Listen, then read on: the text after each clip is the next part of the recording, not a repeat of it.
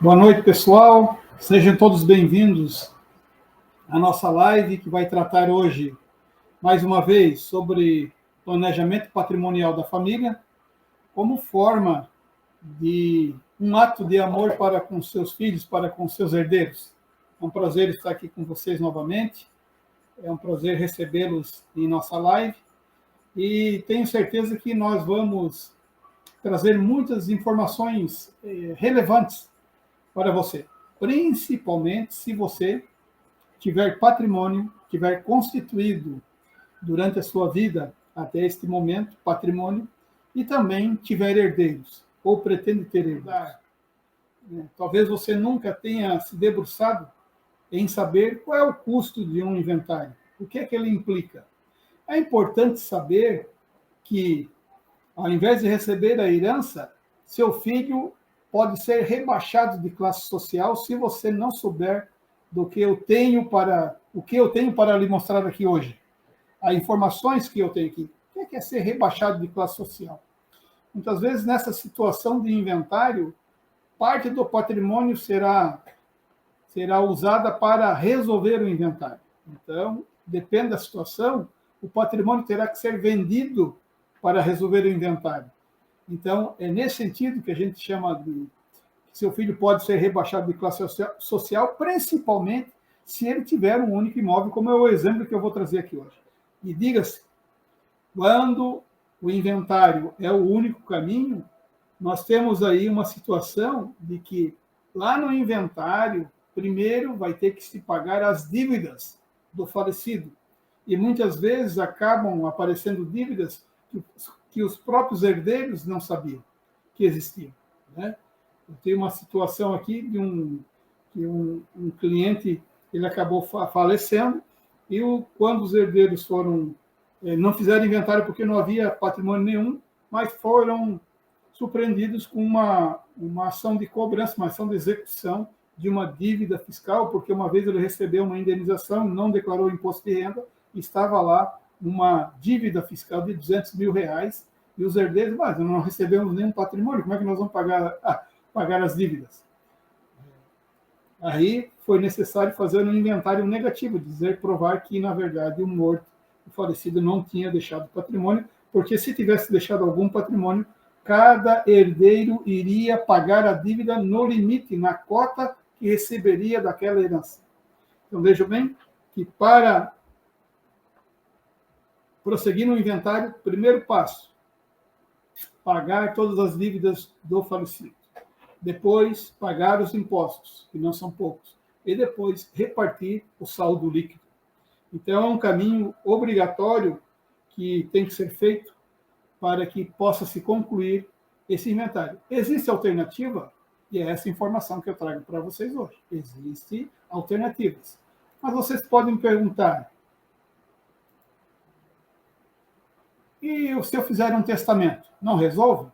Não resolve, porque o testamento, na verdade, é uma disposição de última vontade das pessoas, ainda em vida, óbvio, né? Obviamente, que é levado para ser validado na esfera judicial. Então, um testamento, quando ele é feito em tabelionato, ele tem que primeiro, após o óbito da pessoa, ser levado ao juízo do inventário das sucessões para que o juízo valide. Se foi um testamento cerrado, ou seja, lacrado, o juiz e o promotor irão chamar ali o inventariante, né, ou o testamenteiro indicado, para que se abra o testamento, abra o lacre na frente do juiz, do promotor e do advogado das partes, dos herdeiros, para verificar se não há nenhum tipo de violação ou adulteração.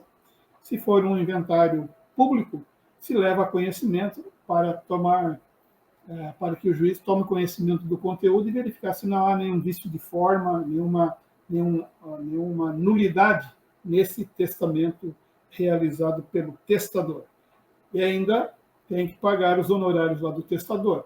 Então, não evita o inventário e ter mais despesa. Alguns me perguntam, mas eu não posso fazer doação em vida? Pode fazer doação. Mas a doação, você deixa de ser proprietário do bem. Ah, mas eu vou fazer doação com reserva de usufruto. Tudo bem, vai fazer doação com reserva de usufruto, mas você terá que pagar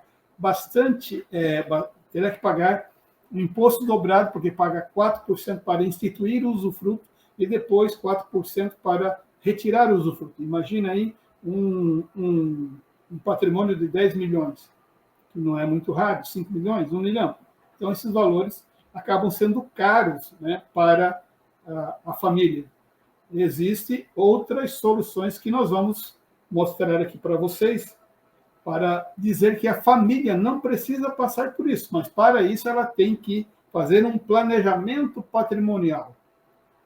E esse planejamento patrimonial implica em a família se organizar, né, para que o patrimônio já fique ali destinado aos seus herdeiros de forma organizada, mas sem que os donos, né, sem que o pai e a mãe percam o controle sobre eles, né? Aquelas pessoas que constituíram o patrimônio durante muito tempo, suaram para constituir esse patrimônio, e aí estou falando das pessoas que hoje estão na faixa dos 70 a 80 anos, porque essas pessoas labutaram, trabalharam, suaram muito mais do que precisavam para deixar uma reserva para seus herdeiros. E não é justo e não é inteligente deixar esse patrimônio a descoberto, deixar esse patrimônio a se sujeitar a um caminho obrigatório caso você não tome providência sobre esse assunto. Deixar o seu patrimônio pagar pesados impostos para transferir uma propriedade que já é sua para seu filho.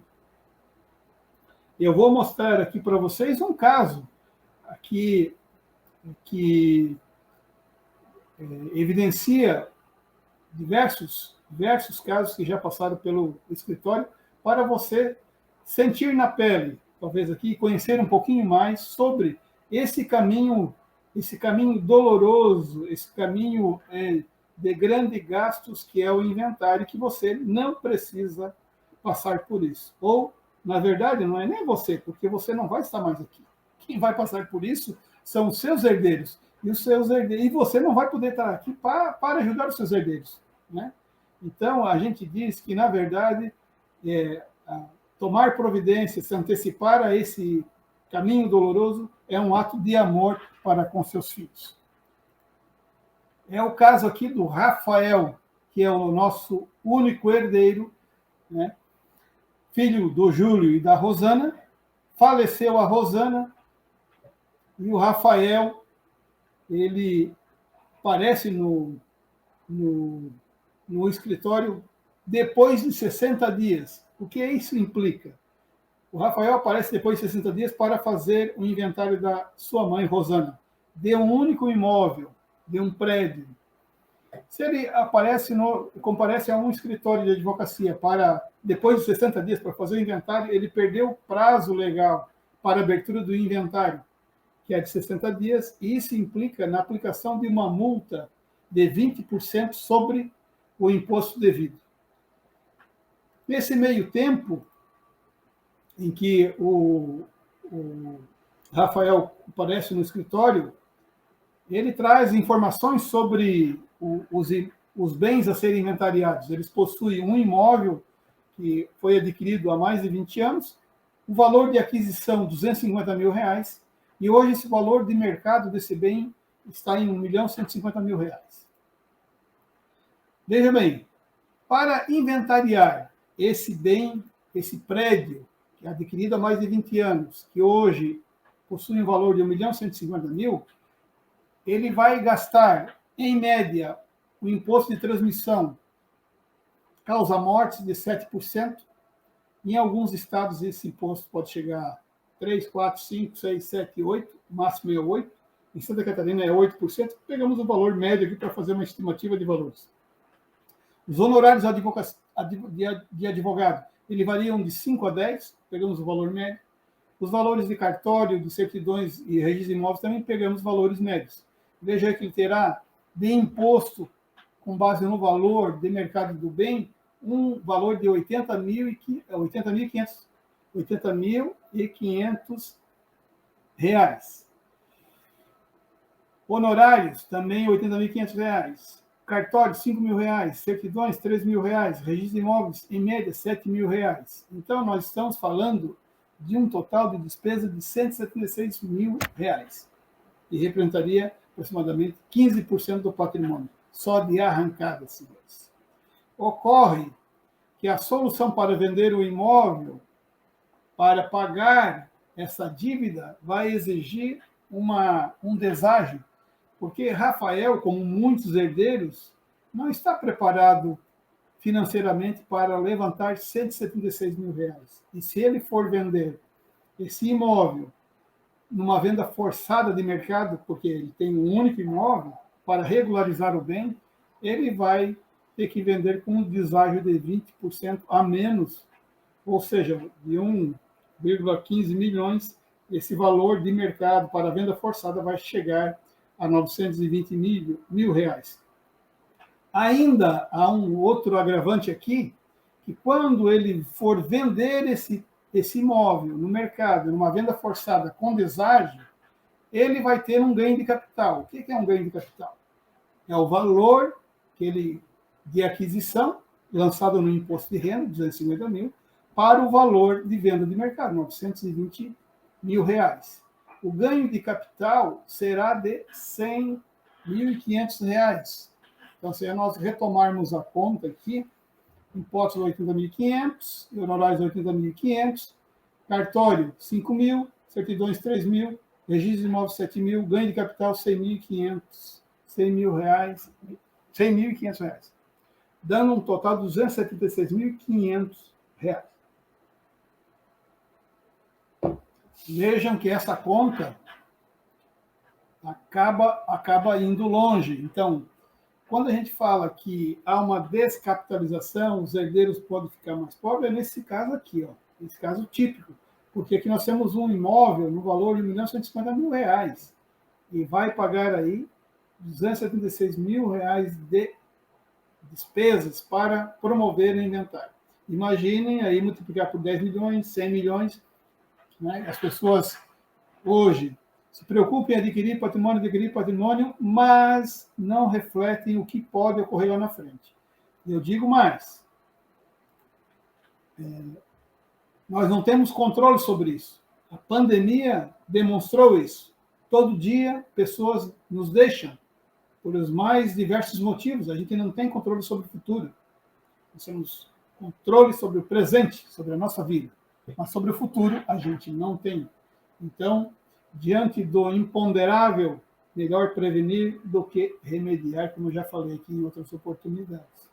Retomando as contas, então, o valor da venda 920 mil, uma venda forçada, menos os gastos, que ele vai ter 276 mil, o saldo final, que o Rafael vai acabar ficando, R$ 643.500. Uma perda patrimonial de 44%, ou seja, quase R$500 milhão. Ele vai perder quase 50% do valor do imóvel. Isso é muito grave, senhores, porque o patrimônio já era da família, já era dele, né? E, infelizmente, no Brasil não ocorre como em Portugal, porque em Portugal a herança se transmite automaticamente aos herdeiros. Vocês certamente já ouviram falar das capitanias hereditárias, não é? Nossos livros de história. Capitanias hereditárias, por quê? As capitanias, as glebas de terras, elas passam de pai para filho e não se paga imposto em Portugal. Nós adquirimos essa cultura portuguesa de adquirir imóveis, mas só que no Brasil há essa taxação de imposto, né, de transmissão do morto para os vivos, para os familiares, que todos nós temos que nos sujeitar caso a gente não tome uma providência antecipadamente. A regra é: quem tem filhos e bens, quando morre, os filhos precisam fazer o inventário. Se os bens estiverem em nome de uma pessoa jurídica não morre. Uma empresa não morre. Uma empresa que funcione como cofre, ela não morre. Ela é transmitida de geração em geração. Caso na família se tenha atividades empresariais, é preciso fazer aí muito mais que isso. É preciso se fazer uma governança corporativa, incluir os herdeiros nos negócios desde sempre, desde a tenridade, desde que chegam na adolescência, para que tome ciência da responsabilidade do negócio e que o negócio tem vários sócios e tem riscos. A boa notícia é que como evitar que seus filhos sejam enquadrados nessa regra, a regra do inventário, né? Será que tem uma solução? Tem como evitar o inventário? Como se faz isso? Realizando uma mudança de paradigma, uma mudança de cultura. A nossa cultura é de fazer inventário, fazer testamento, fazer doação, né? Mas existem outros paradigmas que hoje chegam, nós estamos divulgando e acaba chegando ao conhecimento de vocês que estão nos acompanhando aqui, né? Porque ter conhecimento vale ouro, porque você sabe os caminhos a seguir, né? O problema é melhor que não saber é saber, porque se você sabe do problema, você pode tomar uma atitude a qualquer momento. Quem não tem vida eterna não tem que ter patrimônio, né? Não tem que ter bens, porque nós somos finitos. O nosso patrimônio, os bens imóveis são infinitos. Por isso da importância, né? Nós vamos e o patrimônio fica aí. E se você adquiriu, construiu um patrimônio durante sua vida e quer transmitir aos seus herdeiros, né? Você tem que tomar conhecimento, tem que se mobilizar, tem que planejar, tem que tomar uma atitude. Não adianta ficar aguardando, porque nada se resolve sem a sua ação. Para cada ação, há uma reação. A ação gera movimentos. E isso é importante de se fazer. Como é que isso ocorre? Como é que eu protejo o meu patrimônio? Como é que eu faço para evitar o tortuoso caminho do inventário?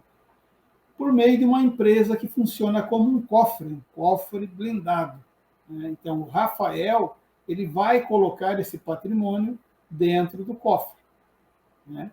E esse patrimônio dentro do cofre, né, ele vai ficar guardado, né, aguardando aí a passagem dos seus pais. Se o Rafael tivesse nos procurado bem antes do inventário, bem antes do óbito de sua família, nós poderíamos orientar. Você tem um caminho, tem uma alternativa ao inventário. Mas isso aqui seria antes do óbito. Então, antes do óbito, você pode constituir uma empresa chamada holding familiar, que é na verdade, a holding é um sistema que vai ter uma célula, 2 ou 3, dependendo da quantidade de patrimônio. Nesse cofre, você vai colocar o imóvel, que vai ficar afastado ainda dos herdeiros. Os herdeiros vão receber as chaves do cofre, porque o cofre tem uma chave e tem um segredo, mas não recebem o segredo, porque esse segredo só é transmitido automaticamente quando houver o óbito, aí sim, do pai ou da mãe, do patriarca ou da matriarca, que são os detentores do patrimônio e que construíram esses bens durante a sua vida de labor. Quando houver o óbito, aí sim que vai haver acesso dos herdeiros ao cofre. Esse acesso se faz através de contrato. Hoje, a gente sabe que o sistema, quando se fala de uma holding empresarial, é uma empresa em cima que controla outras empresas embaixo, né? Nós não estamos tratando aqui de holding empresarial, nós estamos tratando aqui de holding familiar, que é aquela empresa familiar que vai administrar o patrimônio da família, vai guardá-los num cofre para proteger esse patrimônio. Mas se a família tiver patrimônios, por exemplo, para locação, loteamentos, esses imóveis que estão para locação, estão para loteamentos, eles poderão ser da cofre, mas serão cedidos por uma empresa operacional que vai ali fazer a alocação e receber os valores, né, para fazer a venda de terrenos. Então, aqui na empresa Cofre, não se faz atividade empresarial. Por quê? Porque a atividade empresarial traz riscos. Toda atividade empresarial carrega riscos. E se há riscos, a gente afasta desta empresa que vai guardar o patrimônio, aquele patrimônio que você quer deixar para os seus herdeiros. E quando a gente fala em patrimônio, é bens e direitos, né? Dinheiro, pode vir para cá. Um sistema com uma economia tributária absurda. Esse sistema da holding familiar, ele traz economia tributária, ou seja, é muito mais barato planejar o seu patrimônio, organizar o seu patrimônio em vida, do que deixá-los para ir a inventário. Vamos ver aqui o inventário. O inventário trazia aqui impostos 80.500, honorários 80.500, registro de imóvel 7.000, ganho de capital, pagamento de ganho de capital, porque o imóvel valia 250, foi adquirido por 250, lançado no imposto de renda, e quando foi vendido, deu um ganho de capital para os herdeiros aí de 15%, totalizando uma despesa de 276.500. E aqui nós temos uma simulação de um sistema de holding, né? Ela vai pagar em torno aí de 4% sobre que valor? Sobre o valor lançado no imposto de renda. O valor histórico vai dar 10 mil. Né?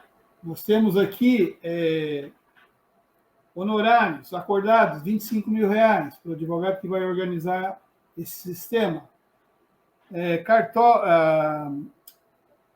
Impostos aqui, os honorários 25, cartório não vai ter, porque o registro é feito na junta comercial, certidões, muito pouco, registro de imóvel, uns 3 mil reais, que o registro é direto, não vai ter aí uma escritura de compra e venda, uma escritura de inventário, vai ser resolvido através do contrato social da sociedade limitada. A holding, ela pode ter diversos formatos, mas o formato societário mais utilizado é através de uma sociedade de responsabilidade limitada, né? Ou através de uma limitada unipessoal, que hoje também é possível, ou através de uma sociedade anônima, né, quando o complexo patrimonial for muito grande.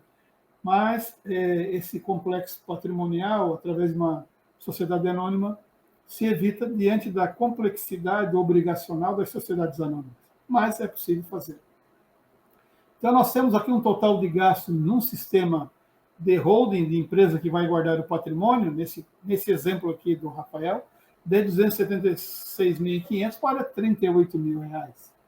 É uma senhora economia de despesas. A diferença financeira bate aí na casa de 86%, de 238 mil reais e 500. Né? Então, vejam que realmente se sai de um sistema que é doloroso, perverso, e ainda você vai fazer um planejamento tributário, vai economizar nas despesas para instituir o sistema. Por que deixar o seu patrimônio na mão de uma pessoa que morre, se o seu patrimônio é infinito? Você tem que pensar em deixar na mão de uma pessoa que não morre, que é uma empresa cofre, uma empresa chamada holding familiar. A principal diferença aí, que vai ser observado aqui, é que a perda patrimonial, na verdade, no sistema, com o sistema de holding, pode chegar a zero. Por quê? Esses 38 mil reais para a implantação do sistema, normalmente uma família que tem um patrimônio de 1 milhão, ela vai ter como suportar. Diferente dos 276 mil reais de um inventário.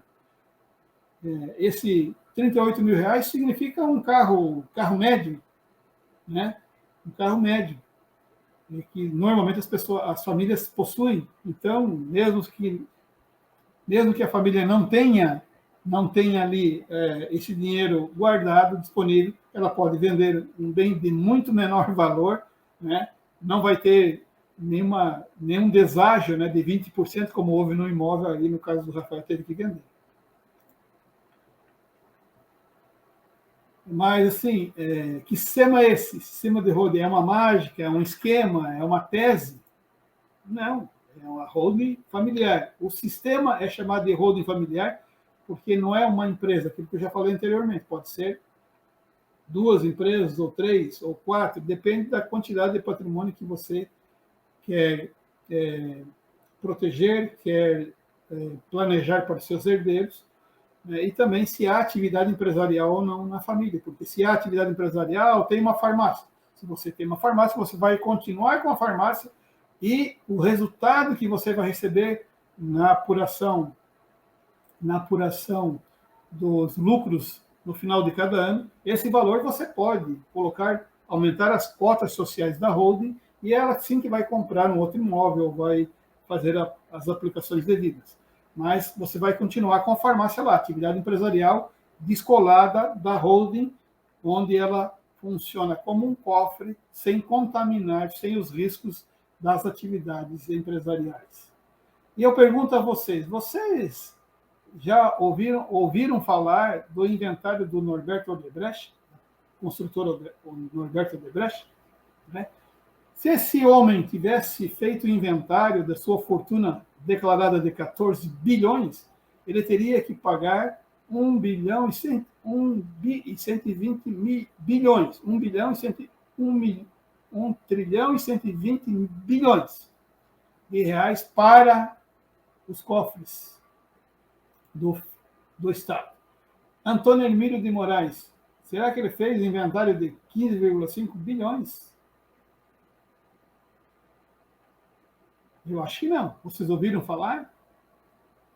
Esses milionários, né, eles não se sujeitam ao processo de inventário porque eles não deixam patrimônio nos seus CPFs. O seu patrimônio está todo guardado nas empresas holdings, constituídas para guardar o patrimônio e já distribuir de forma segura aos seus herdeiros,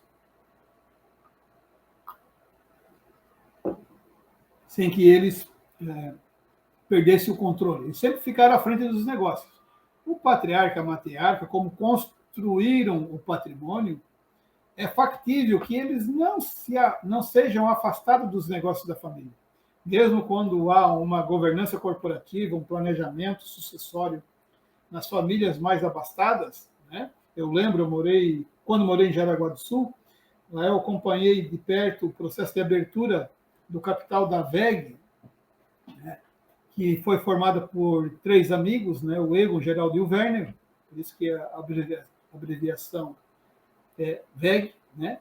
Esses 3 amigos resolveram ir para a Alemanha buscar informações e tecnologia sobre a fabricação de motores, né? E conseguiram obter vários projetos lá e desenvolveram em Jaraguá do Sul, começaram a fabricar, isso cresceu na década de 80. Tinha uma grande crise no Brasil econômica, a inflação batendo em 80%, 90%. Essas pessoas, naquele momento, já com uma empresa consolidada, eles abriram capital, ou seja, precisavam de dinheiro para investir na empresa, resolveram lançar ações na Bolsa de Valores, porque captar dinheiro na Bolsa de Valores é muito mais barato do que captar dinheiro em banco. Eles ofereceram as suas ações no mercado, construíram um império, hoje a VEG está em mais de 100 países, né? E lá, também na governança corporativa, o seu Egon, o seu Geraldo, o seu Werner nunca foram afastados do conselho da empresa até o momento de sua morte. Só que no momento de sua morte não houve inventário de suas fortunas, porque eles já tinham resolvido, tal qual aqui essas pessoas, esses empresários que eu estou lhes apresentando. Roberto Marinho, todo mundo conhece, da Rede Globo, patrimônio de 30 bilhões, se tivesse que inventariar o seu patrimônio, teria que pagar 2,4 bilhões. Né? Então vejam que quanto maior o valor, né, maior são as despesas. E aqui ainda nós temos outros empresários né? Roberto Civito, do Grupo Abril, Moisés Safra, do Banco Safra, o Samuel Klein, das Casas Bahia, o Edmundo Safra, do Banco Safra, o Zé de Alencar, que foi vice-presidente da Coteminas, a Dice Navarro Camargo, da Camargo Correia, também são empresários, né, que não deixaram seu patrimônio para ir para inventário. E aí acaba estourando na mão de quem? A classe média, que constituiu o patrimônio, que não herdou nenhum patrimônio, justamente onde o bicho vai pegar, onde o imposto vai pegar, porque até hoje não foi divulgada essa informação de que existem outros caminhos a serem seguidos. Então, o que fazer? O que fazer diante desse risco, dessa incerteza ou da certeza do imposto sobre a herança? E ainda, o que fazer porque esse imposto vai aumentar. Hoje nós temos um imposto em Santa Catarina de 8%, né? Mas é muito factível, muito provável que esse imposto vá aumentar, porque no mundo todo o imposto ele é bem maior, eu vou mostrar já mais à frente. A proposta que está no CONFAS, Conselho Nacional da Fazenda Nacional, Conselho Nacional da Fazenda, muda de 8 para 20 a proposta que está lá no Senado. Projeto de resolução, né? Quem é que o senador representa? Representa o Estado, representa quem tem interesse em arrecadar. E ainda, essa aprovação pode se dar por maioria simples. Dos 81 senadores, precisa só de 41 senadores presentes, mais 21 a favor para aprovar essa alteração. O primeiro argumento é fácil de fazer para justificar esse aumento. O Brasil é um dos países que menos tributa a herança no mundo, né? Vocês vão ver aqui na frente. Olha só como esse argumento é fácil. França, 60%. A tributação sobre a herança na França é 60%, Japão 55%, Alemanha 50%, Suíça 50%, Inglaterra 40%, Estados Unidos 40%, Chile 25%. Né? E nós temos alguns países que não tributam, já aboliram, como a Austrália e outros países. O segundo argumento ainda é fácil. O imposto sobre a herança penaliza somente os mais ricos. Diante do que mostrei para vocês até agora, isso é uma verdade? Eu acho que não. Eu acho que não, porque os mais ricos, os bilionários, os milionários, eles não fazem inventário, não vão pagar imposto sobre a herança. Eles já passaram seu patrimônio em vida para o sistema de holding familiar ou holding patrimonial, dependendo se for um grupo econômico ou não.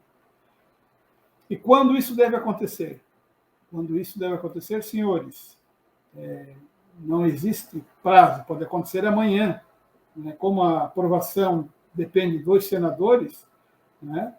Esse aumento pode acontecer realmente amanhã. Então, o que fazer? Diante das informações, quem nunca tinha ouvido falar da holding familiar, né, saiu da ignorância sobre esse assunto e hoje tem conhecimento. Né? Se não for feito o planejamento sucessório, ou seja, transmitir essas cotas aos seus herdeiros, né, através de uma doação com reserva de usufruto, certamente irão em inventário. É o que ocorre com as sociedades administradoras de bens. Muitas pessoas acham que basta fazer uma administradora de bens, colocar o patrimônio lá dentro, né, e está resolvido. Está resolvido um aspecto tributário, porque vai haver a economia tributária do não pagamento do ITBI. Mas não está resolvido a sucessão. E é a sucessão dos seus herdeiros. E isso é possível fazer através da doação de parte das cotas para uma outra célula ou para os seus herdeiros dentro de uma célula só. Aí tem que analisar a quantidade de patrimônio e também se isso vai gerar economia sobre os bens que você possui hoje, né, ou não. Então, cada caso tem que ser analisado individualmente. É como confeccionar uma luva para cada mão, para cada família. Não dá para usar modelos padrões, não existe. Cada caso deve ser analisado, deve ser estudado para fazer aí o diagnóstico, né, através de uma sessão de viabilidade. Feito o diagnóstico, é um caso de holding, realmente você pode colocar, ter um patrimônio que vai lhe trazer dor de cabeça se deixar para inventário, que você quer deixar protegido para os seus herdeiros, então se faz aí o segundo passo, que é fazer um croquis de viabilidade, o croquis estrutural, que vai demonstrar qual é o tipo de holding, qual é o tipo de sistema que melhor se adequa ao seu patrimônio e qual é que lhe traz mais vantagens também, mais economia. E, diante disso, você ainda pode resolver um outro aspecto, né, dentro desse pilar, que é o terceiro pilar, que é o planejamento sucessório, quando você já traz os herdeiros para dentro da holding, antecipando aí a divisão da sua herança, mas sem perder o controle, né? É uma modalidade que você vai transmitir essas cotas sociais, mas com cláusulas protetivas. Essas cláusulas vão estar expressas no contrato da sociedade, que é possível, porque há uma disposição no direito civil de que você pode disciplinar tudo que não for vedado, você pode disciplinar nas cláusulas da sociedade limitada. E essa sociedade limitada vai ter cláusulas de impenhorabilidade dessas cotas. Os herdeiros não podem penhorar. Então, quando você cede as cotas para os herdeiros, ela já saiu do seu CPF, né? Você não é mais dono, você tem o uso e gozo dessas cotas, mas você não é dono. Saiu do seu CPF. Se você falecer, já não está mais lá, né? E para os herdeiros, eles vão receber a doação como reserva de usufruto vitalício. Ou seja, enquanto você viver, eles não podem fazer nada com as cotas. Você vai ficar protegido, não vai perder o controle sobre isso. Você só transformou o seu patrimônio em cotas sociais, que você vai ter pleno controle sobre isso. E ainda, essa cláusula, além da cláusula de impenhorabilidade, ou seja, eles não podem, mesmo que lá o herdeiro venha ter uma ação trabalhista, lá não pode ser penhorado essas cotas, porque ela tem uma cláusula de impenhorabilidade, e a lei prevê que quando há essa cláusula instituída nas cotas sociais, elas realmente não podem ser penhoradas. Como também elas podem ter uma cláusula também restritiva de incomunicabilidade. Ou seja, aqui é um assunto até bem delicado, porque quem construiu o patrimônio foi sua família, foi você, sua esposa. E aí a gente sabe que muitas vezes na família os herdeiros eles são de tenra idade, são de menor. Você sabe com quem que ele vai casar? Se ele vai casar? Se isso vai dar certo? Se o casamento vai dar certo? A gente supõe que o casamento dê certo, mas a gente vê pela realidade no dia a dia que os casamentos, né, hoje são muito suscetíveis de acabarem logo, né?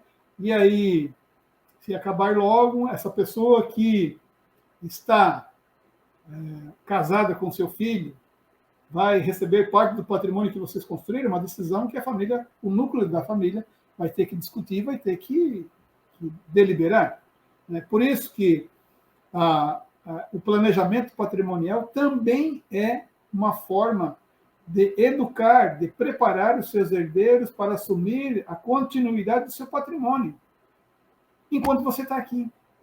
Se você não fizer isso, você vai deixar para resolver depois. Você vai ser um procrastinador, vai deixar para depois. E você não vai estar aqui para ajudar a resolver. Você não vai estar aqui para fornecer aí os recursos necessários para resolver o problema.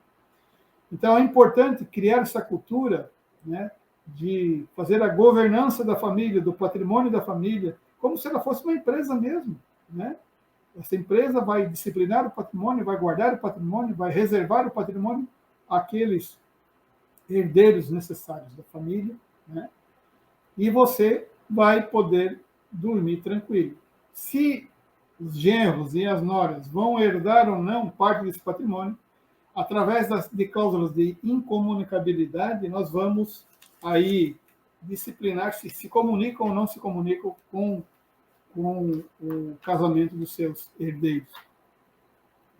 Então, são cláusulas protetivas. Além disso, existem cláusulas de governança que vão dar ao titular do patrimônio, aquele que construiu o patrimônio, o direito de continuar administrando. Ele vai ser o sócio administrador, ele vai mandar no patrimônio enquanto for vivo, ele vai disciplinar. Se ele quiser desmanchar o sistema, pode.